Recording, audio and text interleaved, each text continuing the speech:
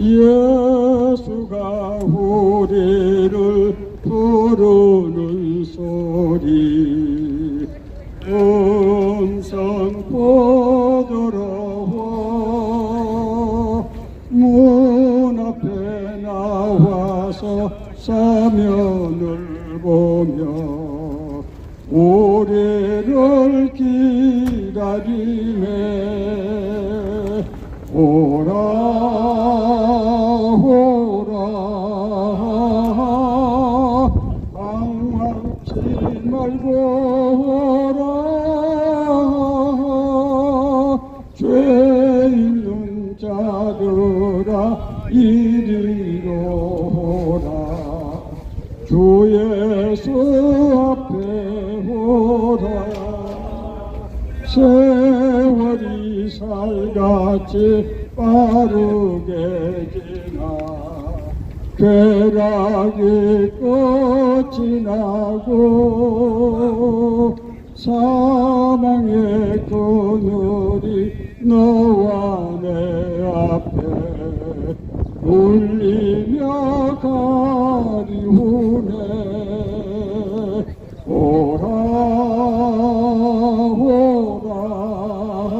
오라 방황치 말고 오라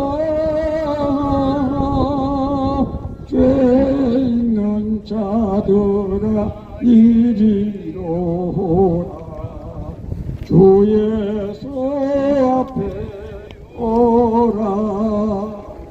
사랑하는 형제자매 여러분, 오늘은 무슨 날입니까? 오늘은 거룩한 주일입니다. 주일은 무엇하는 날입니까? 하나님께 예배하는 날입니다. 왜 우리는 하나님께 예배해야 합니까? 하나님께서 천지 만물의 창조주이시고 우리의 아버지가 되시고 어머니가 되시기 때문입니다. 우리는 진짜로 예수를 믿든지 안 믿든지 하나님의 형상으로 만들어진 존재들입니다. 그래서 하나님께서 우리를 부르시면은 하나님 앞에 나와서 하나님 앞에 예배를 하게 되는데, 예배를 할 때 하나님께서 우리에게 세 가지 축복을 주신다고 말씀드렸습니다. 첫 번째 축복은 무엇입니까? 우리가 알고 지은 죄, 모르고 지은 죄, 우리가 어쩔 수 없이 지은 죄, 모든 죄를 다 용서해 주시고 우리를 하나님의 자녀로 삼으셔서 구원받고 건너서 영생의 삶을 누리게 하시는 것입니다. 두 번째는 하나님께서 우리의 보호자가 되시고 인도자가 되시는 것입니다. 하나님께서 우리의 앞길을 열어주시고 하나님께서 우리에게 먹을 것과 입을 것과 살 수 있는 처소를 주시고 하나님께서 우리 주변의 사람들과 합력해서 선을 이루게 하십니다. 세 번째로 진짜 중요한 것입니다. 세 번째 축복은 우리에게 영원한 삶을 주신다고 하는 것입니다. 영원한 삶이라고 하는 것은 두 가지 의미를 가지고 있습니다. 첫째는 우리는 80, 90 살다가 죽는 것이 아니고 우리가 세상을 떠나는 것은 새로운 삶이 시작되는 것입니다. 우리가 사는 이 지구상에서 사는 삶은 나그네 삶입니다. 이곳은 영원한 나라를 위한 유치원 예비학교입니다.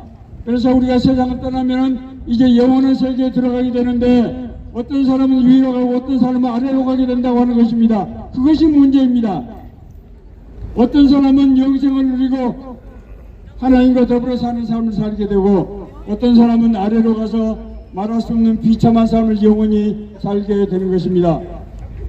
사랑하는 여러분, 오늘 우리가 예배드릴 때 이 세 가지 우리 축복을 우리에게 주신다고 하는 것입니다. 오늘 저는 요한복음 6장 26절에서 29절의 말씀을 여러분들에게 읽어드리고 간단한 말씀을 전하겠습니다. 예수께서 대답하여 이르시되 내가 진실로 진실로 너희에게 이르노니 너희가 나를 찾는 것은 포도를 본 까닭이 아니요 떡을 먹고 배부른 까닭이로다. 썩는 양식을 위해서 일하지 말고 영생하도록 있는 양식을 위해서 하라. 그들이 묻되 우리가 어떻게 하여야 하나님의 일을 하오리까?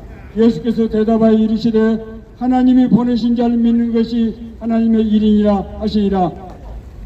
예수님께서 이제 갈릴리 떠나서 예루살렘으로 올라가실 때 유월절이었습니다.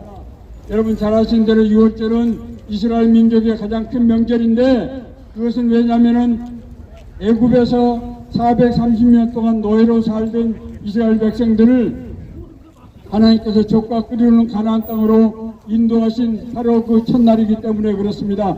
이것은 하나님의 구원을 상징하는 그런 절기입니다. 이제 6월절 맞이해서 예루살렘으로 가려고 할 때 많은 사람들이 예수님을 따라 나섰습니다. 왜 그렇습니까? 예수님은 하루마다 기사와 이적을 행하셔서 병든 사람을 고쳐주시고 귀신 들린 사람 귀신을 쫓아내주시고 죽은 사람을 살리셨기 때문입니다. 예수님이 행하신 이 기사와 이적은 너무나 잘 알려져 있어서 사람들은 예수님만 만나면 내 인생의 문제가 해결된다. 그래서 예수님을 따라 나섰던 것입니다. 자, 그런데 사흘길이나 예수님을 따랐는데 사람들이 준비했던 아마 양식들이 다 떨어졌던 것 같습니다. 예수님은 이렇게 많은 사람들이 들판에서 이제 제대로 먹지 못했는데 어떻게 했으면 좋겠느냐, 빌립을 불러서 이 사람들을 위해서 떡을 좀 마련해봐라, 그렇게 지시를 하셨습니다. 그때 빌립이 이렇게 얘기했습니다. 선생님, 여기는 들판이고 이 많은 사람을 위해서 어떻게 떡을 준비할 수 있겠습니까? 이 사람들 다 준비하려고 그러면 한 2천만 원 정도가 소요되는데 그것도 우리 감당할 수도 없습니다. 그럴 때 조그마한 어린아이 하나가 물고기 2마리와 보리떡 5개 든 도시락을 안드레에게 가져왔습니다. 그래서 안드레가 예수님에게 그 도시락을 내밀면서 선생님, 이 작은 도시락이 무슨 도움이 좀 될 수 있지 않을까요? 하고 이제 예수님께 드렸습니다. 예수님께서는 그 도시락을 축사하시고 축복기도 하시고 5,000명에게 그 도시락을 이제 보리떡 5개 물고기 2마리를 나눠줘서 5,000명이 먹고 12바구니가 남는 그런 기적을 행하셨습니다. 엄청난 일이죠. 여러분, 이 성경에 나오는 이 기적은 다른 데서 어디서 본 것 같지 않습니까? 성경에 어디 또 이런 기적이 있었습니까? 이스라엘 백성이 이제 출애굽할 때 광야에서 40년 살게 되는데 광야에서 어떻게 먹을 것이 있겠습니까? 하나님께서 모세를 통해서 만나와 메추라기 주셔서 40년 동안이나 살게 하셨습니다. 사람들이 그것을 보고 저 양반이 우리나라의 지도자가 되면은 앞으로 4월 10일 날 우리나라도 이제 국민의 대표들을 뽑게 되지요. 저 양반이 우리 지도자가 되면은 우리가 다윗의 영광을 다시 회복하는 그런 복을 받겠다. 부국강병 놀라운 축복을 받는 나라가 되겠다 해서 예수님을 따라 나선 것입니다. 그때 예수님께서 이렇게 말씀하셨습니다. 너희가 나를 찾는 것은 표적을 본 까닭이 아니요 떡을 먹고 배부린 까닭이로다. 사랑하는 여러분, 오늘 우리가 예배를 드리는 이유는 제가 뭐라고 했습니까? 우리가 모든 죄를 용서받고 죄 용서를 받아서 하나님의 자녀로 회복이 되어서 하나님 우리에게 주시는 놀라운 축복을 진짜로 받게 되는 것입니다. 나는 아무 사람들이 얘기를 해도 제 자신이 예수 믿고 구원받고 은혜 받은 사람이기 때문에 100번이고 1000번이고 저는 얘기할 수 있습니다. 누구하고 붙어도 이것을 확실하게 증거할 수 있습니다. 왜냐하면은 앞서 제가 말했던 3가지 축복을 저는 지난 60년 동안 너무너무 많이 받아왔기 때문에 어떤 경우에도 예수님께서 나의 구세주시고 내가 예배를 들어서 하나님께 예배를 드리면은 그런 축복을 받는다고 하는 것을 장담하고 말씀드릴 수 있습니다. 사랑하는 여러분, 여러분 여기 오시면은 라면도 주고 빵도 주고 합니다. 자, 제가 방금 말씀드렸지요. 예수님께서 주신 오병의 이어가 뭐라고요? 그것은 바로 예수님 자신을 상징하는 것입니다.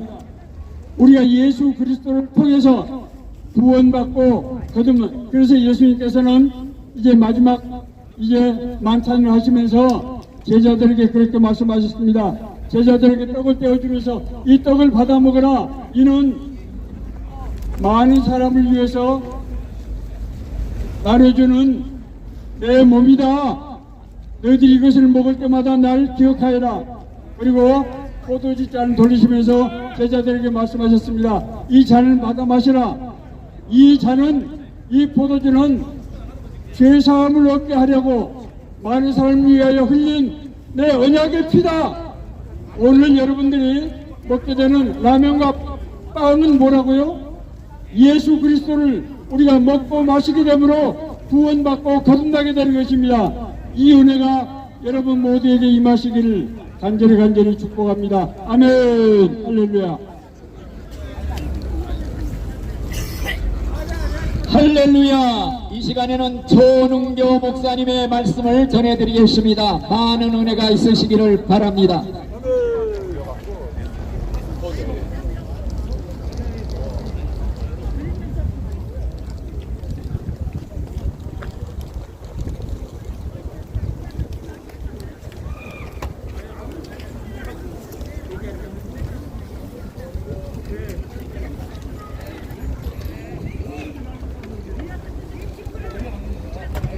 안녕하십니까. 오늘 저는 여러분들에게 예수님의 눈물이라고 하는 제목으로 말씀을 전하려고 합니다. 예수님이 땅에 계시면서 3번이나 눈물을 흘렸었던 사실이 성경에 기록되어 있습니다. 요한복음 11장 35절과 누가복음 19장 41절, 에베소 5장 7절에 예수님이 눈물을 흘리셨던 그런 사건이 있습니다. 예수님의 눈물은 어떤 눈물이었던가, 그 사실을 통해서 여러분과 함께 은혜를 나누고자 합니다. 요한복음 11장 33절부터 48절에 보면은 예수님이 가장 사랑하는 친구라고 했던 나사로가 죽게 되었습니다.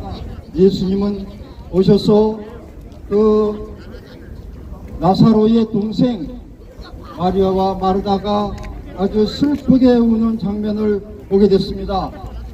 예수님도 마리아와 마르다가 또 주변에 있는 유대인들이 그 나사로의 죽음을 보고 슬피 우는 장면을 보시고서 예수님도 눈물을 흘리셨습니다. 여러분들, 우리는 장례의 식당에 여러분들 찾아가 본 경험이 있을 겁니다. 저는 한 달 전에 제가 아주 친한 친구가 있었는데 그 친구가 세상을 떠났습니다. 저 군산에 있었는데 군산까지 갔었습니다. 가서 그 친구의 죽음을 아주 애타하면서 친한 친구였는데 같이 아주 친하게 서로 사랑하는 친구였는데 친구가 세상을 떠났습니다. 그래서 저는 그 가족들 앞에서, 유족들 앞에서 눈물을 흘리면서 위로했습니다. 그러나 저는 눈물 흘리는 것 밖에는, 위로한다는 말 밖에는 더 할 수가 없었습니다. 예수님께서도 그 나사로의 죽음 앞에서 나사로의 동생되는 마리아와 마르다, 그리고 그 여러 유대인들 앞에서 눈물을 흘렸습니다. 진정으로 사랑하기 때문에 죽음의 그 슬픔을 같이 공감하며 위로할 수 있기 때문에 위로하려고 같이 눈물을 흘렸습니다. 그런데 예수님의 눈물은 이것으로 끝나지 않았습니다. 예수님께서 이거 보면은 아주 심령에 비통했단 말이 있는데, 그리고 가족들 향해서 나사로를 어디다 두었느냐? 나사로의 무덤에 가보자! 그래서 무덤에 무덤을 막아놨는데 그 무덤의 돌문을 제껴놔라! 돌문을 열어라! 그리고 그 돌문을 향해서 하나님께 기도하시고 나서 나사로야! 일어나라! 그렇게 외치니까 죽은 나사로가 살아났습니다. 그 붕대로 많이 얼굴을 다 감고 있었는데 결혼해서 걸어다니게 해라! 예수님께서는 우리가 죽었을 때에 그냥 위로만 하는 것이 아니라 죽음의 문제를 근본적으로 해결해 주시는 메시아고 구세주라는 사실을 알 수 있습니다. 인간적이기 때문에 슬픔을 당할 때 같이 와서 눈물을 흘렸습니다. 그 예수님의 눈물이 지금도 우리에게 지금 주님이 눈물을 흘리고 계시다는 사실입니다.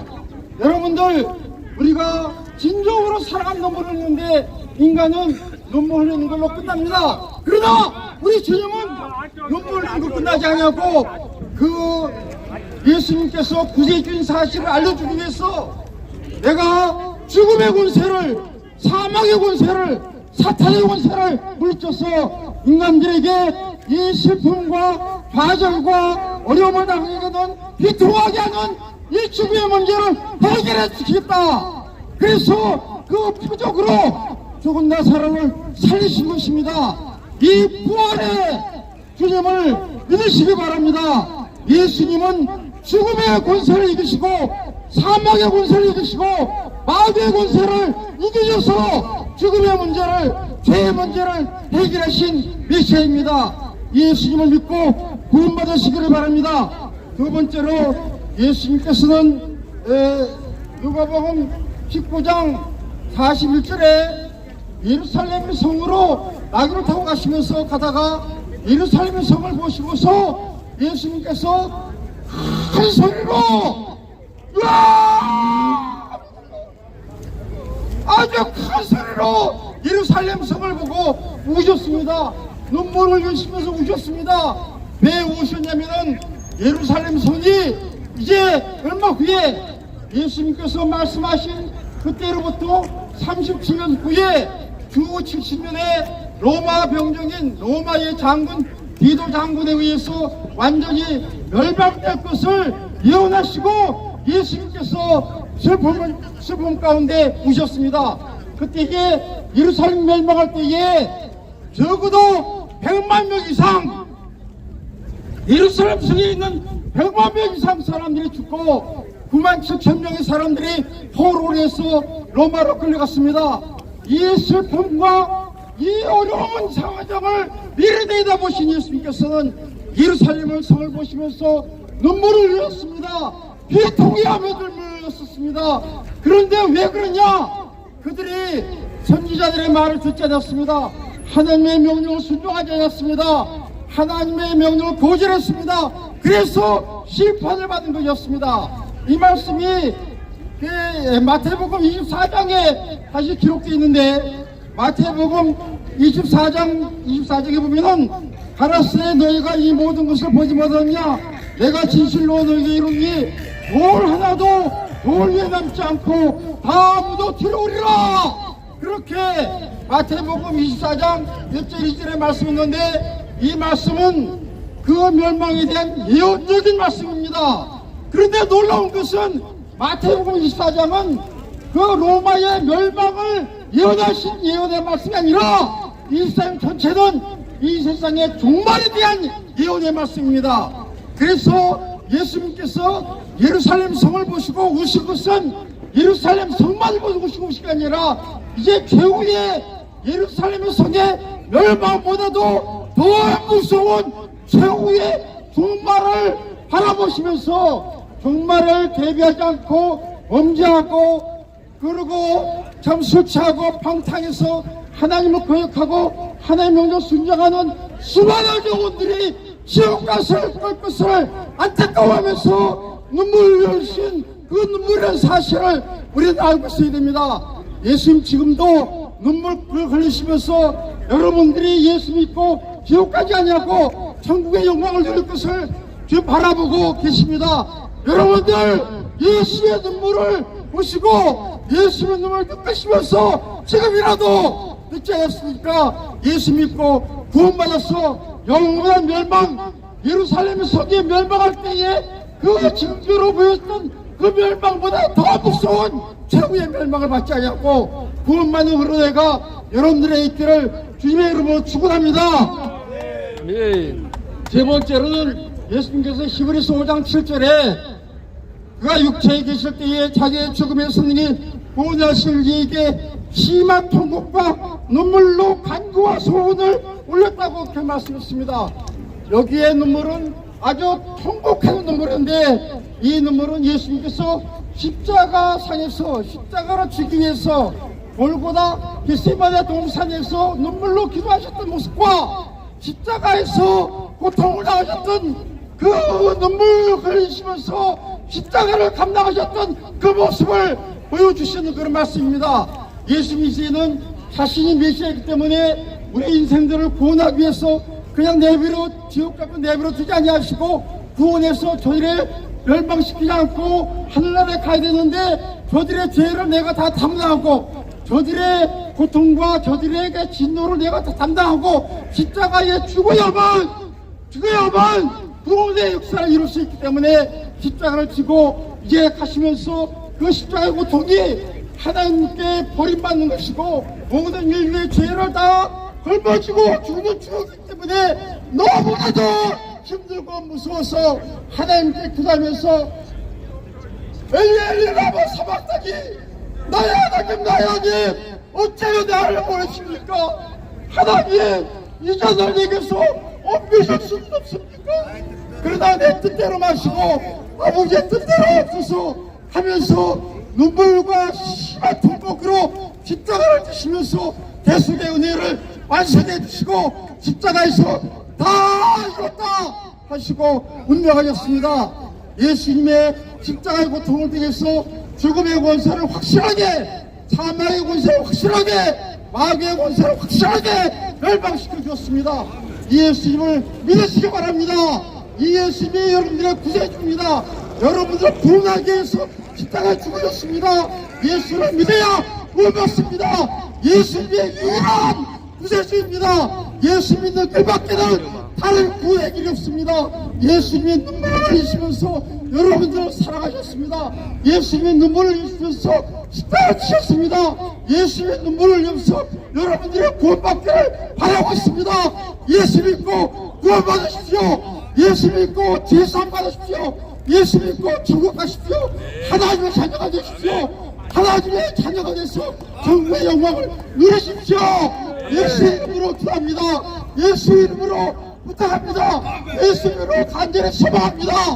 아멘.